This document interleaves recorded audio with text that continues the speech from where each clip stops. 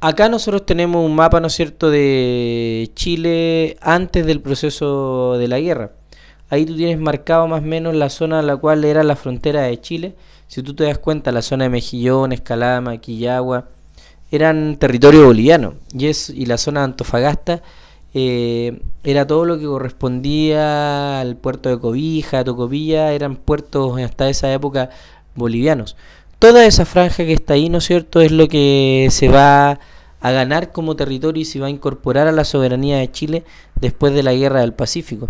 No solo el territorio boliviano, sino que toda la zona que tú estás viendo ahí de Arica, Pisagua, Iquique, que actualmente conforman lo que es la región de Parinacota y de Tarapacá, también fueron territorios incorporados a la soberanía nacional. Por lo tanto, ahí tienes una imagen gráfica y una muy clara imagen de cómo se van a incorporar estos territorios y cuáles son, si es que los vislumbramos o los visualizamos en un mapa, digamos, ahí están marcados claramente los territorios que se incorporan, que serían los territorios de color naranjo, digamos, y de color amarillo que están planteados ahí en el mapa.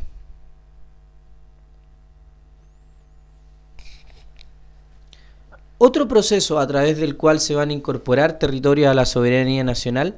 va a ser el proceso que se denomina la ocupación de la Araucanía.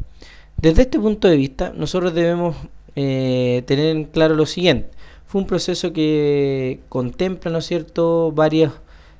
etapas y significaba principalmente la incorporación efectiva de estos territorios. En el periodo colonial, digamos, si nos remontamos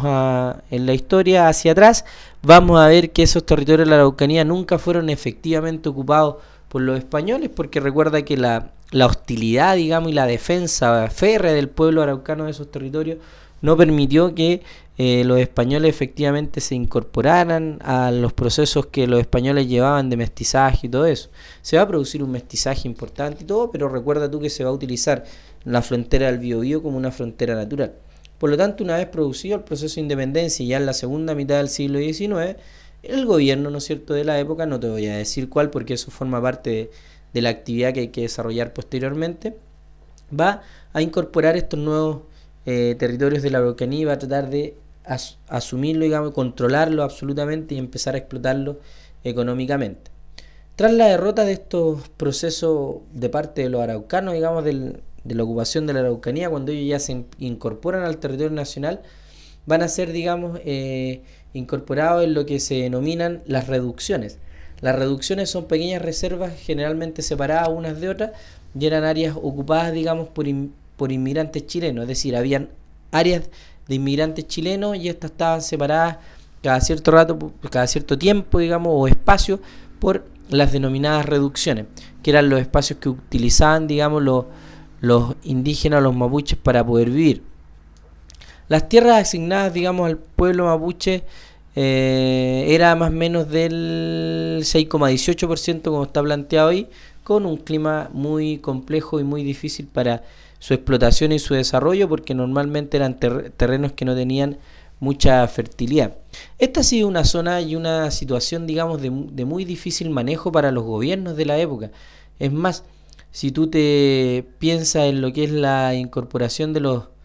los territorios de Chile hasta el día de hoy, te vas a dar cuenta que la zona de la Araucanía ha sido un conflicto permanente de parte de los gobiernos de la época. Es más, hasta el día de hoy existen problemáticas y dificultades muy serias y muy importantes para el desarrollo de todo lo que es la Araucanía. Piensa que esta ha sido una disputa eterna y constante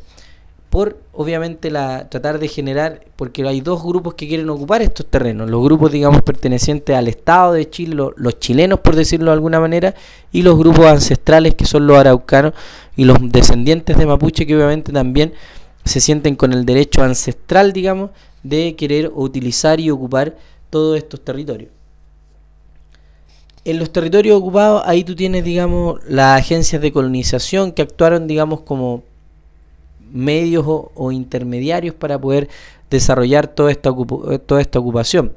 Si tú vas avanzando en el tiempo, por ejemplo, ahí tú tienes 1934, ahí hay otra cifra más que te da a entender de cómo este proceso ha sido de manera lenta y paulatina. Hacia el 1934, como te estaba diciendo, 477 campesinos y mapuche que se habían revelado contra los que consideraban abusos por parte de los administradores, de los aserraderos, que en ese sector se ocupaba mucho lo que era la industria maderera, fueron muertos por el ejército chileno, es decir, y ahí se denomina la masacre de Ranquil. Y si uno va leyendo un poco la historia de esta zona, la ocupación de la Araucanía, se va a dar cuenta que el problema mapuche que se vive en la actualidad no es más que un problema que se ha venido arrastrando desde que se han iniciado los procesos de llegada de los españoles hasta que después el Estado ha tratado de ocupar esos territorios. Entonces es un proceso, digamos, que tiene bastante tiempo. Y quizás, digamos, en qué va a quedar este conflicto hoy en la actualidad. Pero es un tema, digamos, que